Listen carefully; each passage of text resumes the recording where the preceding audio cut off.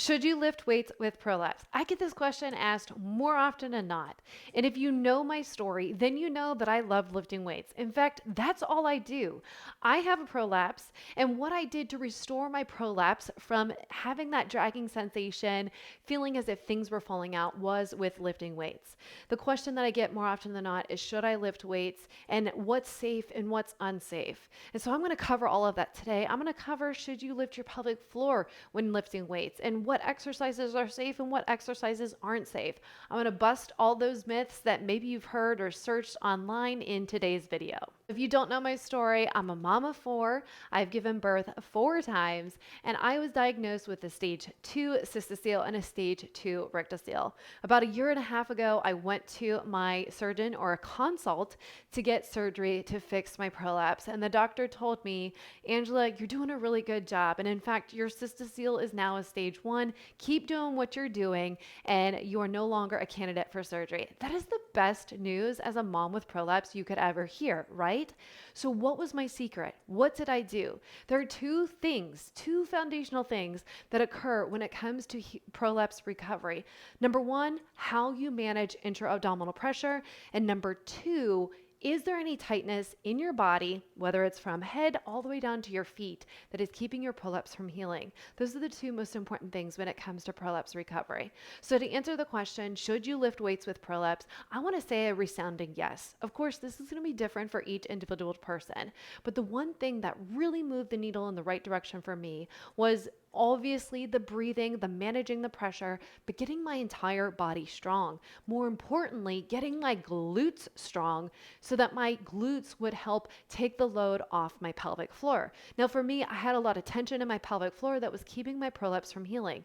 So by working on my breathing, working on my glute strength, and working on releasing the tension within my pelvic floor is what was the foundation to getting my pelvic floor and my prolapse to get better, so that I no longer felt it. Then, of course, getting my entire body strong. When our entire body is strong, then it can take the load off of the pelvic floor, because a lot of the times the pelvic floor is taking up the slack for other muscles in the body, such as our adductors, our quads, our glutes, and our deep core. When we train the body to get stronger over time with functional movement, with weightlifting, then this can take the load off the pelvic floor. So this is why I think it's so important for every mom that does have prolapse to get stronger, because the stronger you get, the better you get at handling pressure, especially when it comes to moving a heavy couch because you have it downstairs and now you want to move it upstairs with your husband and nobody else is nearby. You have to be the one to move it. What about all the groceries you carry from the car into the house? You're already lifting weights. So if you're that person that researched online, should I lift weights or not? I'd like to challenge you to see, what are you lifting throughout your entire day, right? Like, what are you already lifting? Are you lifting your kids? Are you lifting the groceries? Are you pushing a heavy cart at the grocery store? What are you doing? Are you pulling doors open that are heavy? You're already lifting. So why not enhance your lifting experience with weights at home? Because that's only going to make your results much better.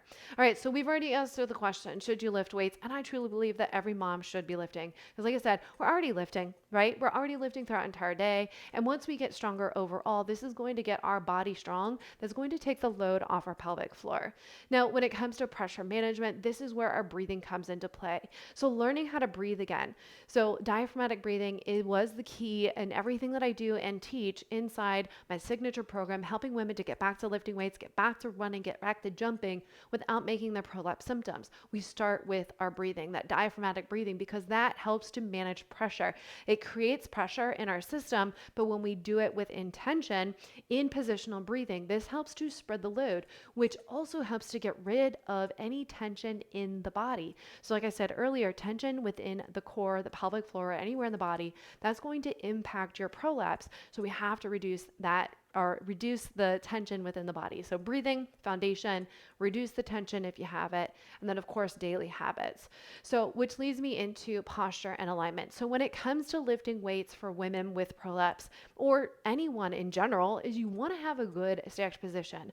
I care more about your form than I do about how much weight you can pick up. Of course, I want you to get to a point where you're lifting almost your body weight in some movements, if that's a goal of yours. That was a goal of mine personally that I wanted to achieve, was to be able to lift my own body weight for a squat. is as someone with prolapse. I had that goal because I was like, I know I'm capable. I know my body is capable, but can I handle that intra-abdominal pressure from all of that extra load? So the very first thing is that you want to make sure that you master your form, all right? Because this is so important because especially our rib cage, our pelvis, our neck alignment, all of this impacts the pelvic floor. So if you're going to add in a squat, for example, and say you do a loaded squat, but your knees are caving in, or maybe they're excessively turning out, this is not good form. So I really want to encourage you that any of the movements that you do, any strength training, record yourself so you can see. You want that rib cage stacked over the pelvis. You want to think tall neck through the spine as if somebody's pulling a string on the top of your head. Because if not, if you have, say, compression at the top, this is going to put pressure down onto your pelvic floor. So when you overload this, say, with an overhead press, now you have extra pressure. So you've got pressure coming from the top because of your alignment, because of the position of your body. You have this pressure, and then you put something up over top that's going to create more downward pressure onto the pelvic floor. So that's why we really want to be careful and mindful of our alignment when it comes to lifting.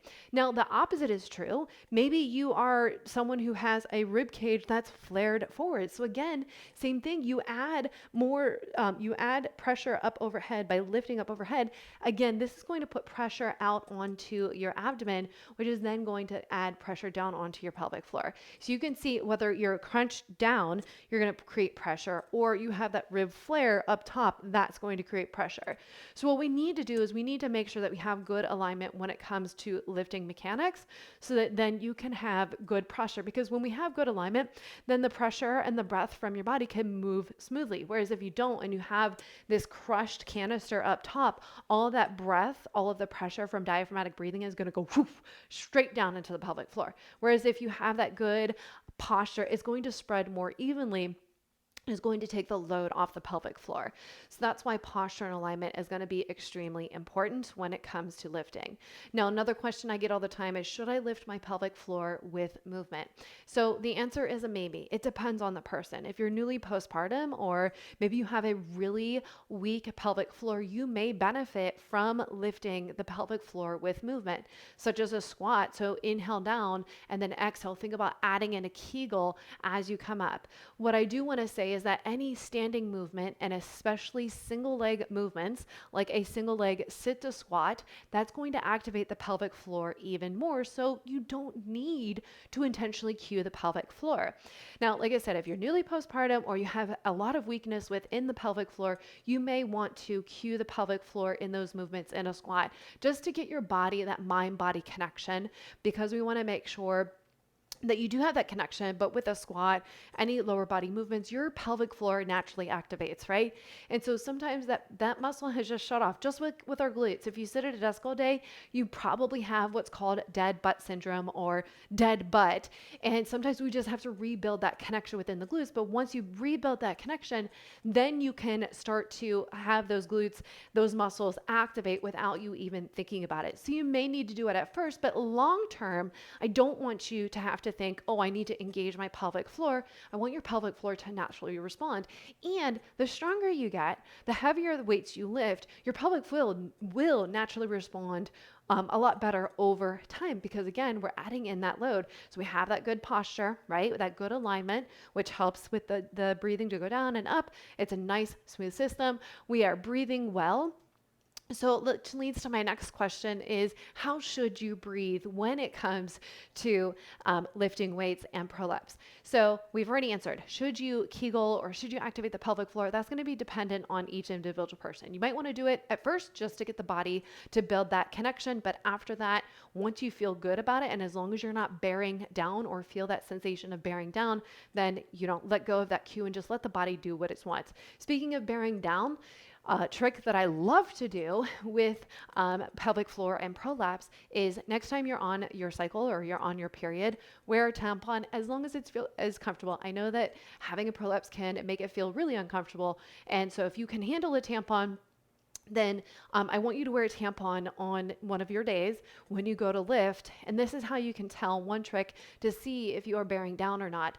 So if the tampon slides out, sorry, TMI, if the tampon slides out, then this is a good sign that you were probably bearing down on your pelvic floor. If the tampon stays in, or maybe it moved up a little bit further, then that's most likely you were engaging your pelvic floor. So this is a quick thing that you can test out in your body, because sometimes women don't know, are they bearing down or are they engaging?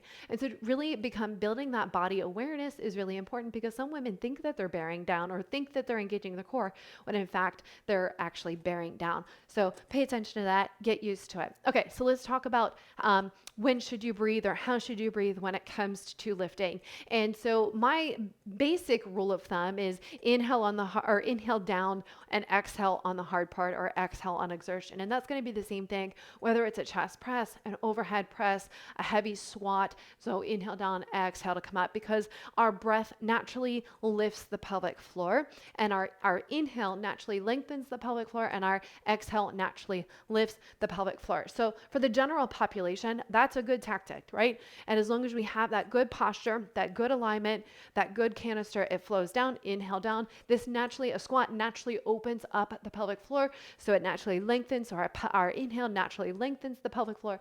And then as you come up out of the squat, that's going to naturally activate the pelvic floor. And then you add that with your exhale, that's naturally going to activate the pelvic floor. This is why strength training could be a lot more successful at training or strengthening the pelvic floor than isolated Kegels, because when you use your breath with movement, this is naturally going to have a more functional response in your pelvic floor, which is going to strengthen your pelvic more than isolated Kegels. And this is also the reason why lifting weights is so important when it comes to prolapse recovery and leaking.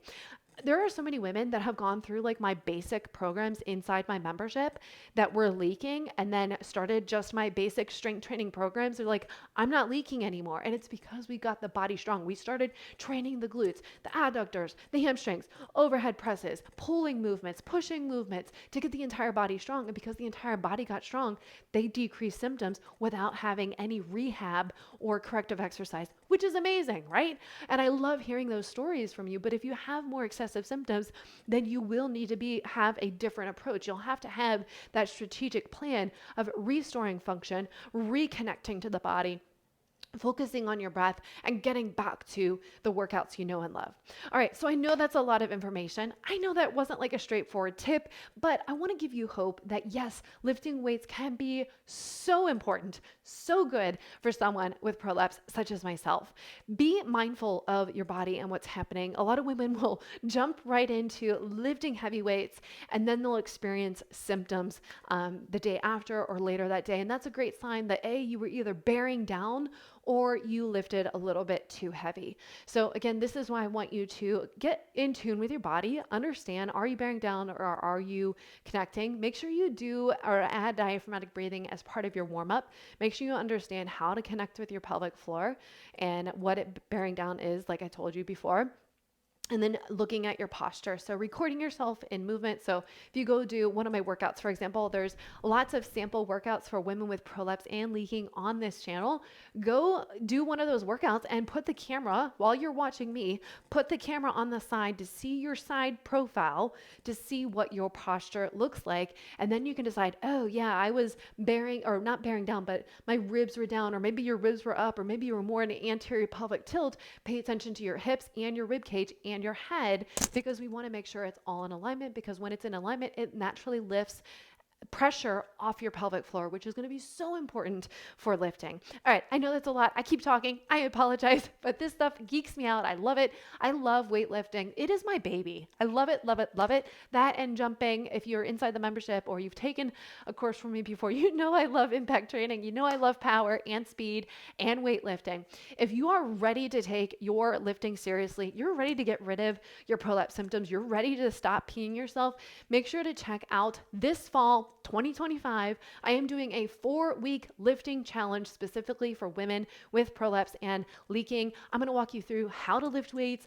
I'm going to give you a program to lift weights. You're going to follow right along with me. I'm going to be right there by your side, answering your questions, supporting you, and guiding you throughout the entire way. So make sure you check out the link down before, the pelvic lift challenge, and I will see you in the next video.